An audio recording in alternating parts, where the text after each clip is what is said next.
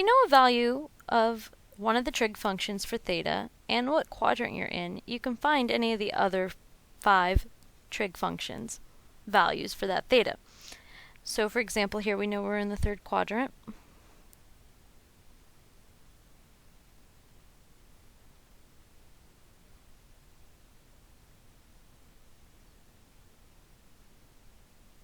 It's over here somewhere. And we know that sine of theta is equal to -1/2, so we're going to use these definitions up here to help us find these values. So if sine of theta is equal to -1/2, then we can use that to help us find y and r. Well, r is always going to be positive, so we know the -1 needs to go to the y, and the r needs to be the +2. So y is -1 and r is +2. So y is equal to -1, r is equal to +2. So we have here, like, we have -1, we have this is 2, and we gotta figure out what this x is here if we were to make a little triangle. Well, we can find that by using the Pythagorean Theorem. So x squared plus y squared equals r squared.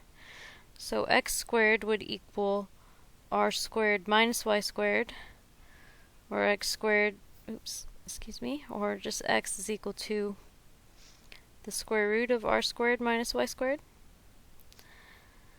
So x would equal the square root of 2 squared minus 1 squared, or the square root of 3. So we know y, we know r. Now we know x, and tangent says that, so tangent of theta is equal to y over x, where y is -1, and x in this case, so we're getting 3 here, but notice we're in this quadrant, so in this quadrant x and y are both negative, so this should be negative square root of 3. So this one should be negative, and we need to put a negative square root of 3 here. So it should be 1 over the square root of 3. Also, another thing to remember, so in this quadrant, x and y are always negative. But in this quadrant, tangents are always positive, so if we had not made this one negative, we would have gotten negative 1 over square root of 3, which isn't correct because we know tangent needs to be positive.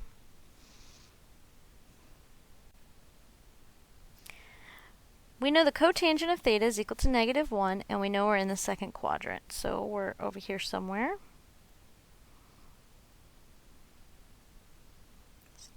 Okay, so we've got some triangle going on here. Now, the cotangent of theta, as you can see up here, is x over y.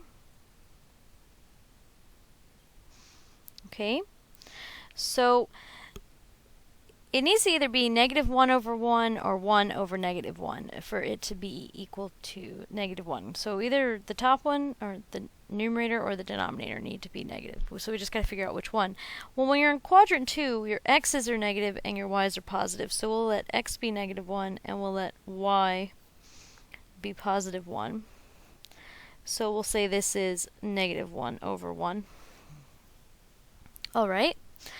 So now we can find cosine by first finding the r, because r is in the cosine equation, so we need to find this r here. So r is equal to the square root of x squared plus y squared.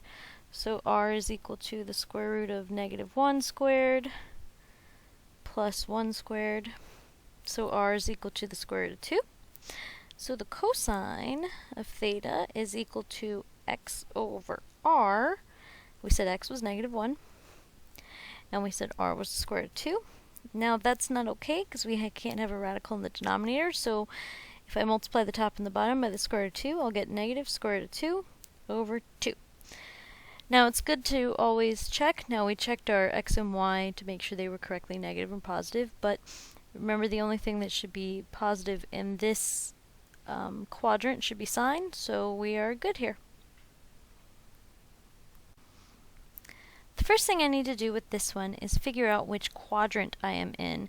So because they are both positive, I know I need to be in the first quadrant, because the only one that has a tangent and a sine being positive is this one here, is the first quadrant. So the thing to remember is that the sine of theta is equal to y over r, and the tangent of theta is equal to y over x. Okay, so here we have the sine of theta is the square root of 2 over 2, so we can just say y is the square root of 2, and we could say r is 2. Okay, so we already know that y is equal to the square root of 2, but remember tangent is supposed to equal 1 here, so that means x must also equal the square root of 2, so that can equal 1. So we have y is equal to the square root of 2, r is equal to 2, and x is equal to the square root of 2. So we can easily find the secant,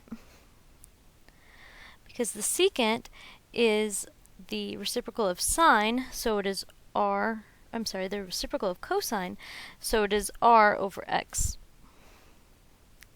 Well, r is 2, x is the square root of 2, so it's 2, the square root of 2 over 2. And then we cancel those guys out, leaving us with just the square root of 2.